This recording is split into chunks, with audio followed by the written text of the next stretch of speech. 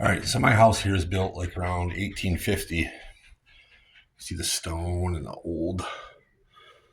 I'm down in the basement. This is my stairs, and that's how you go out. But what I'm doing is, there's only one water spigot on this house, and it's on like the driveway side, which is good if you're doing stuff over there, like washing cars or whatever. But I got birds out here, and we're gonna have garden stuff down here and some fruit trees. So what I did was I bought this. I'll pull this out and show you what this is. This is a spigot.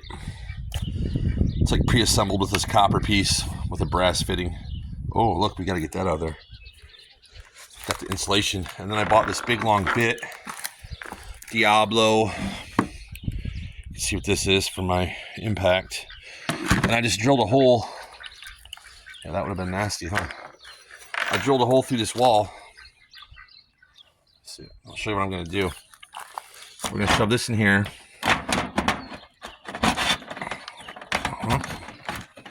There we go.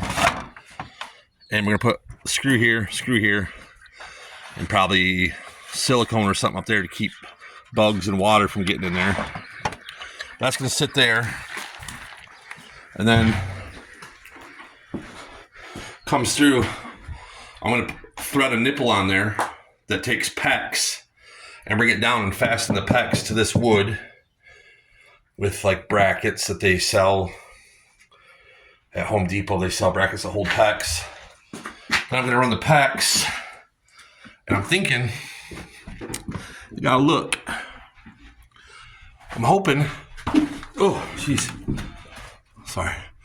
I'm hoping to drill a hole through here, like around here, straight through this. This is a big hand-hewn, it's a freaking tree that they cut with an axe. Try to drill through there, run PEX, and then somehow attach it up here and come over, and maybe I redid this room. You can see with all the new floor joists and the PEX, I redid that, but I'm hoping I can possibly come over here and tap into this cold PEX line with like a T, and then run my PEX just like under this heating duct and up and over, and maybe attach it, I don't know, up here or something.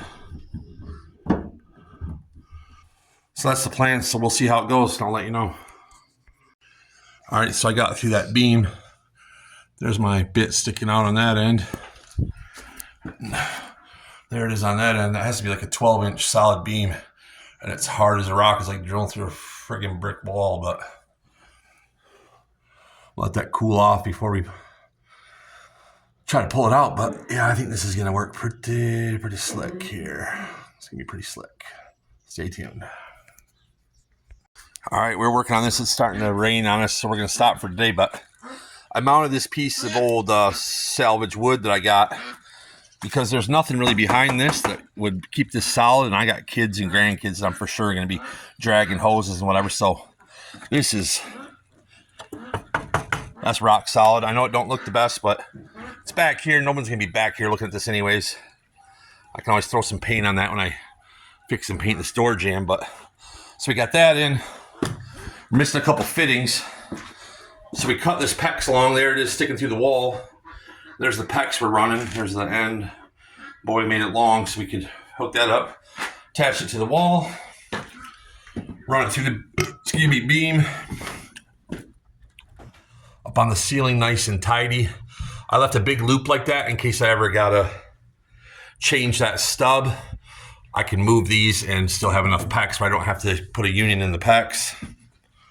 And then over here, we went up above the ductwork and came out down here with plenty extra, and we're gonna go up. My phone's dying, but up above me here, I know you can't see it really, you can see the fitting. There's a cold water PEX line there that I'm gonna tie into tomorrow, and that's it, boys. That's the do-it-yourself freaking water spigot project for today. All right, part 2 down the basement. I shut off that valve. It's old, it's dripping. That'll probably eventually have to be changed, but for today, it'll be okay.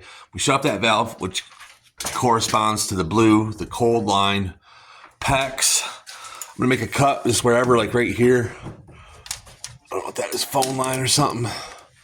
Up in here where I can reach it relatively easy. And I'm gonna put in this T with these clamps. I use this. This is a PVC cutter for PVC pipe, but it works good on PEX. And then to crimp the PEX, you got to have these type of, I don't know if you can read whatever that says. It's hard to see down here for some reason, this phone being goofy, but you got to have these special crimping things that crimp those. So I'm going to cut this, crimp it, hook it up, and then I'll show you when I got it set up. All right, so the T is in place and crimped.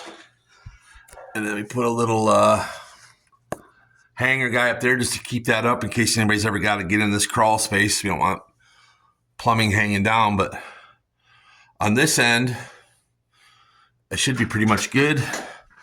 And then we're going to go back up here and where's that fitting in my pocket? When did we buy it? Clamps.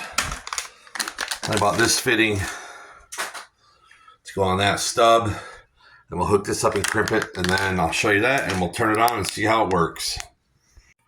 All right, back down here. I'm going to slowly turn this on.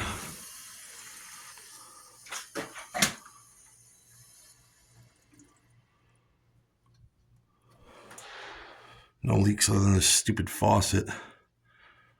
Probably needs to be replaced, but we'll do that maybe tomorrow. No leaks.